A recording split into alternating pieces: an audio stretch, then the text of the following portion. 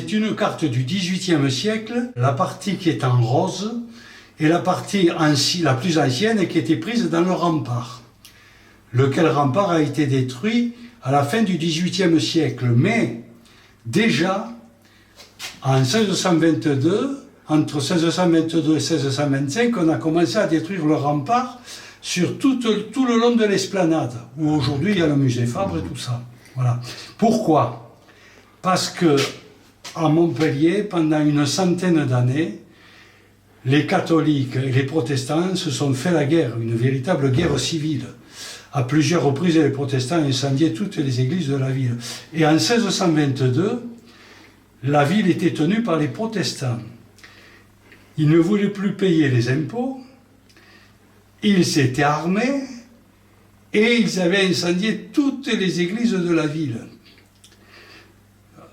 Pendant 100 ans, le roi de France, François Ier et Henri IV ont laissé faire. Pourquoi? Parce que cherchaient à affaiblir le pouvoir catholique en se servant un peu des protestants, ce pouvoir catholique qui était un peu l'ennemi secret ou intime du pouvoir royal. Donc le jeune Louis XIII, 21 ans, a fait descendre des régiments du nord de la France, 12 000 à 14 000 hommes, qui ont fait le siège de la ville, qui a duré 7 semaines. Or, il se trouve que les Montpelliérains, 4 000 personnes dans Montpellier, s'étaient armées. Il y avait des femmes qui tiraient comme les hommes.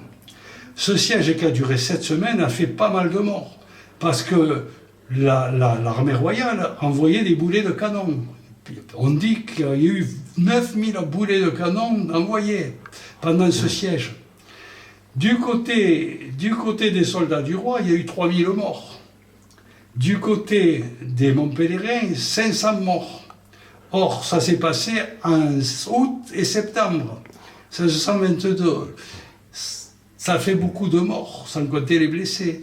Donc, le roi de France, on le lui a fait dire, est-ce que c'était déjà un sage à 21 ans, on lui a fait dire du moins le roi de France a dit, que si les Montpelliérains se rendaient, il n'y aurait pas de représailles. Or, tout le monde avait intérêt que ça s'arrête. Les Montpelliérains savaient très bien qu'une ville finit toujours par tomber, parce qu'on affame la population.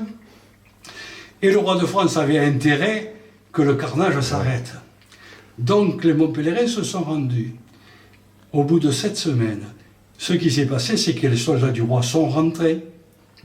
On a ouvert toutes les portes de la ville et les soldats sont rentrés.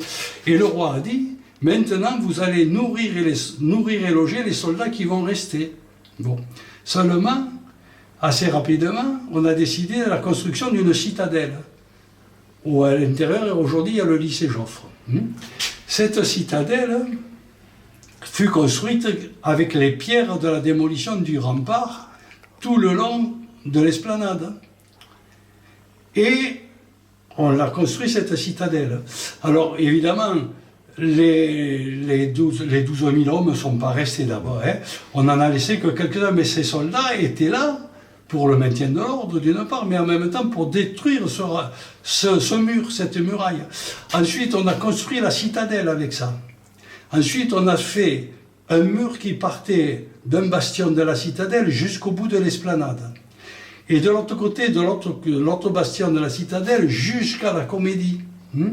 Puis ensuite, on a posé 3 canons. Non, 4 canons. On a posé 4 canons dirigés sur la ville. Donc, le message était clair pour les Montpelliérains. Voilà. Donc, pendant 100 ans, ce qui est aujourd'hui l'esplanade a été un champ de Mars, terrain de manœuvre militaire. Voilà.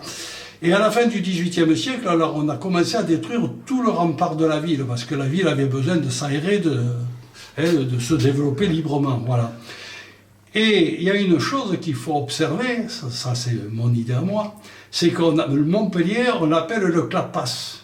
Alors imaginez pendant des mois et même des années, tout cet amas de pierres, puisque le clapas en occitan ça veut dire amas. En français, ça veut dire un amas de pierres, un clapas. Voilà. Imaginez pendant des années, sur l'esplanade, toutes ces pierres qu'on démolissait d'un côté, qui servait à reconstruire de l'autre. Et peut-être d'autres ont été ajoutés encore, vous voyez. Alors, la citadelle est restée caserne jusqu'en 1947, et en 1950 est devenu le lycée Joffre. Voilà. Donc voilà, je conclue comme ça.